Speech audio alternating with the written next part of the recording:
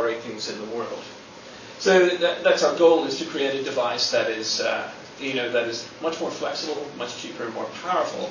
And we can do that thanks to no innovation of our own. It's just that the wireless industry has moved forward, and now the kinds of chipsets that we have access to and the price points for them mean that we can actually produce, similar to the Raspberry Pi and other initiatives, you can actually manufacture stuff very, very inexpensively. So that's where we're at the moment. We have enough revenue from mashed potato sales to sort of bootstrap the initial prototyping and manufacture of that second generation device.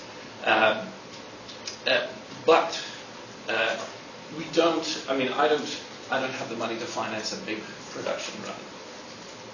So, there are a number of alternatives to doing that. One is to find an angel investor or venture capital company to actually back a big production run, because obviously economies of scale are key in manufacture. But the conversations to date, with investors, they many of them are a little uncomfortable with the open hardware approach in terms of investors want to know how to get their money out, and intellectual property is one way of potentially getting your money out. So it's a struggle to actually get into the right kind of conversation around that. Anyway, and while those discussions are going on, of course, we begin to see successful crowdfunding campaigns for manufactured devices, and it seems crowdfunding obviously works better for some things than for others, but I think for manufacturing it has a lot of potential, because there's quite a tangible connection to what you fund. So what I will ask you to do in this session is help brainstorm what a crowdfunded Indiegogo or Kickstarter campaign for the Mashed Potato 2.0 might look like. But before I do that, you probably have some questions about where we are and what why or perhaps why we're choosing this approach. What's Arduino? Oh, Arduino. So it's arguably the most popular open hardware and one of the very first open hardware initiatives. It's essentially a kind of a microcontroller that can be used to Sorry, does it still need assistance with connectivity? Are you okay? Good, thanks. That can be used to, well, it's kind of like a Swiss Army knife, an electronic Swiss Army knife. So you can use it to control LED sets, to control servo motors. There are huge possibilities, and it's one of those things that is kind of a kind of hardware glue for electronics projects. What does it mean, to follow up on that, when you say that to have it be Arduino friendly, or make it other very, than the USB connection? Oh, so to make it very easy to actually plug an Arduino board into the mashed potato. Yeah. And do you have a sense of what are some of the use cases people are going to want?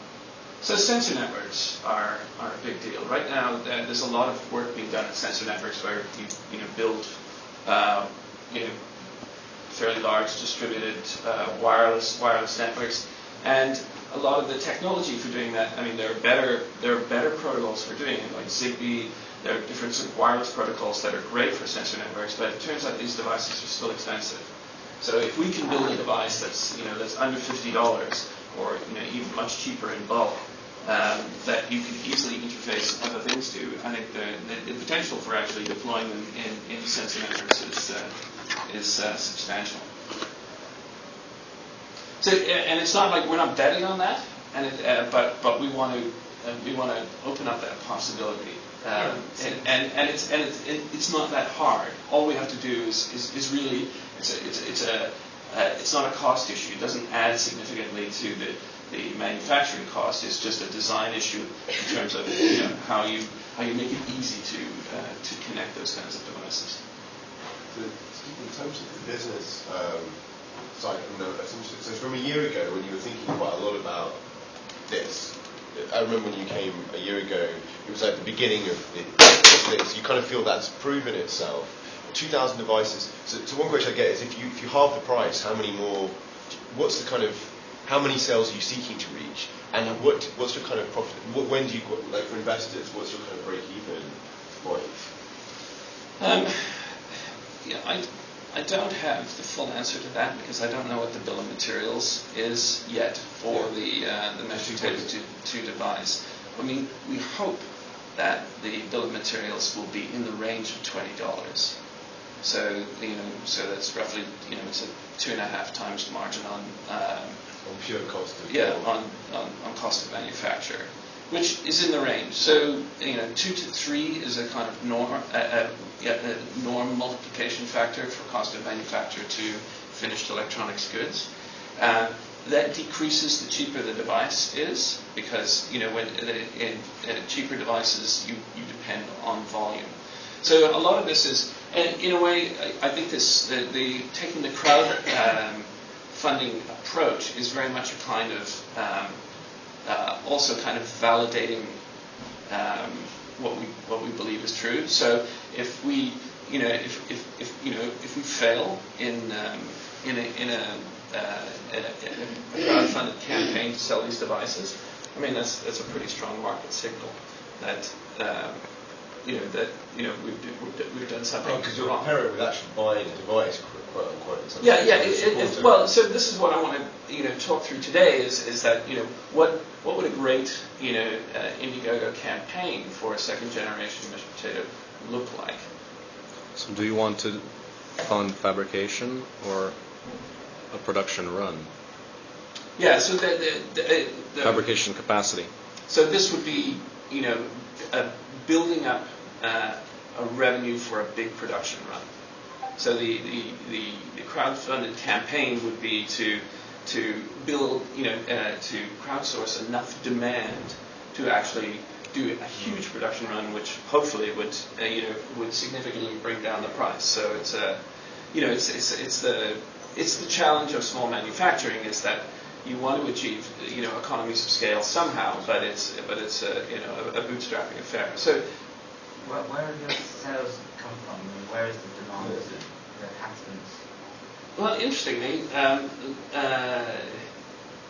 the majority of the demand is actually from Latin America, which completely surprised me because there's more access in South and South America and Central America, but I don't know if it may be that because there's more access, there's more awareness and more of the need for it. The kind of networks that we've sold in South America tend to be places where there are mobile networks, but the coverage is poor.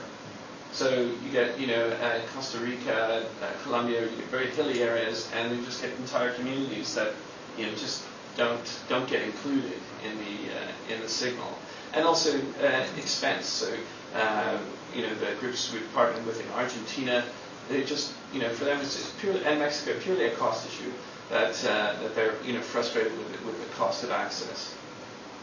So you mentioned groups that you partner with. Who is is there a main person that kicks this off in their community? I mean, what does that usually look like? So it usually looks like someone who's in kind of the wireless or voice over internet business. And they either see as a voice over internet service provider the opportunity to extend that access wirelessly, or they see it as a wireless ISP the opportunity to easily add voice to their offering. So that the appeal for those, and they're typically small business, right? They're entrepreneurs, and the appeal for them is the potential scalability of this idea. Right, because they, if you can make 10 Mesh Potatoes work, then you can make thousands work. I mean, there are scaling issues in terms of like the physical connectivity of mesh potatoes, but in terms of business model, it's very, very straightforward. It's a device that you can monetize directly.